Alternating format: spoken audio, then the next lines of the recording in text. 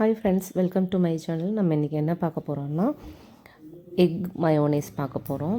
இதுக்கு நான் வந்து ஒரு 4 எக் எடுத்திருக்கேன், 3 ஸ்பூன் சுகர் எடுத்திருக்கேன், 1 ஸ்பூன் மிளகு எடுத்திருக்கேன், 100 கிராமுக்கும் குறைவாக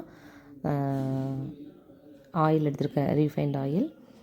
ஒரு 10-12 முந்திரி பருப்பு எடுத்திருக்கேன்.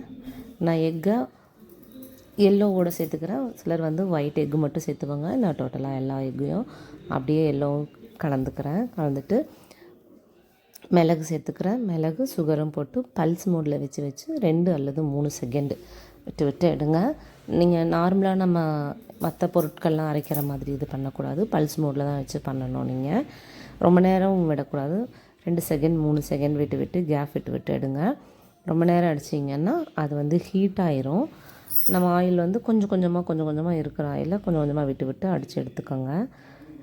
நிறைய ஆயில் தேவையில்லை. இன்னும் உங்களுக்கு திக்காக வேணும் அப்படின்னாக்கா நீங்கள் பாயில் பண்ண எக்கு கூட இதில் போட்டு அடிச்சுக்கலாம்.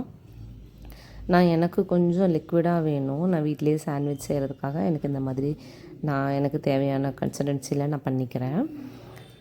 நீங்களும் அதே மாதிரி உங்களுக்கு எந்த லிக்விடாக வேணுமா இல்லை கொஞ்சம் திக்கான கன்சிஸ்டன்சியில் வேணுமாங்கிற மாதிரி நீங்கள் பார்த்து செஞ்சுக்கோங்க. பாருங்கள், நான் கொஞ்சம் கொஞ்சமாக இருக்கிற ஆயில், நான் அதுக்கு மேலே ஆயில் ஊற்றலாம், கொஞ்சம் கொஞ்சமாக தான் ஊற்றி அடிச்சுக்கிறேன். எனக்கு இந்த அளவுக்கு போதும். ஸோ நான் இந்த அளவுக்கு நான் பண்ணிக்கிட்டேன். இதை வச்சு நான் நெக்ஸ்ட் வீடியோவில் சாண்ட்விட்ச் எப்படி செய்கிறதுன்னு உங்களுக்கு நான் காமிக்கிறேன். ஓகே ஃப்ரெண்ட்ஸ், நீங்களும் செஞ்சு பார்த்துட்டு எப்படி இருந்ததுன்னு சொல்லுங்கள்.